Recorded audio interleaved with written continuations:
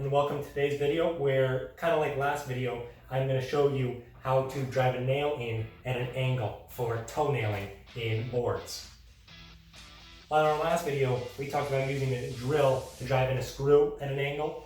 We're going to follow the same philosophy of hit it in a little bit straight, drop the angle, then finish it out there. So, shouldn't be too long. This right here is just some scrap wood, and we already have it in right here, but with a screw and a toenail. But it's okay if we do a nail on the other side, so we're gonna have a little starting point.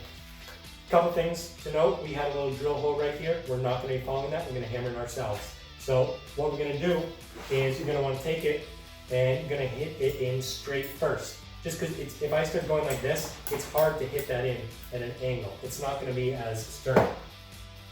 One of the reasons that we want to hit a toenail in like this, as opposed to going straight up from the bottom or straight some other way, is that if you're going straight up with a nail or screw, you can see the grain in this board right here runs up and down, so you're going to be parallel to it. When you're parallel to the grain, that's a weaker fastening of whatever you're doing, screw or nail, and it's less likely to stay in place. You don't want that.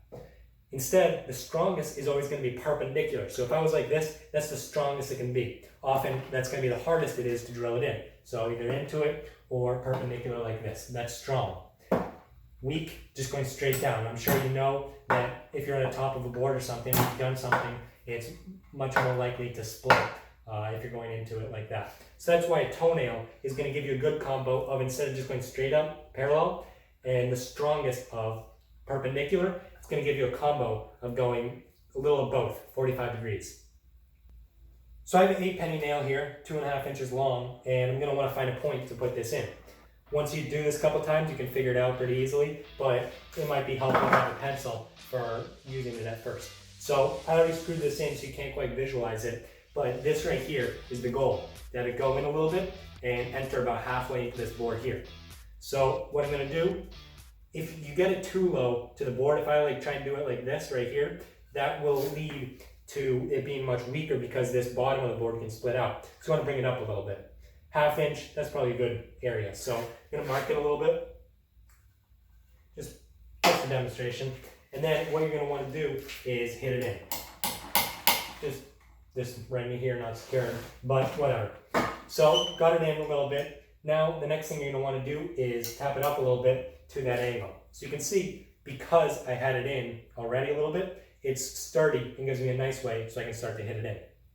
Just moved in the camera a little bit for you so you can see, like I said, starting like this, tapped in, pulled it out, just so you can see that it's like here, just goes in just a little bit, then bend that bad boy up. Then if you have something holding this down, that'd be helpful. Otherwise,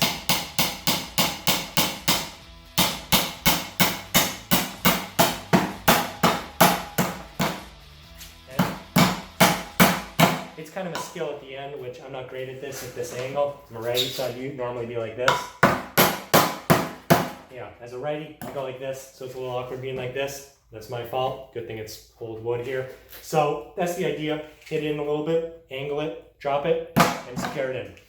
If you're using this old wood like this and you want to keep it clean, then just hit it in a couple times. You're just not going to look the prettiest here, but at least it's going to be a little more smooth than it's sticking out a little bit. So, not the prettiest example, but hopefully this video showed you the technique of hitting a toenail from hitting it a little bit vertically, dropping the angle, then finishing it, and hopefully you also understand a little bit more about the grain and why it's stronger to go perpendicular than parallel, and finding the combination at 45 degrees. So, if you like this video, give us a like, comment, or visit our website at rdawg.com. That's rdawg.com. Thanks for watching. Have a great day. Bye.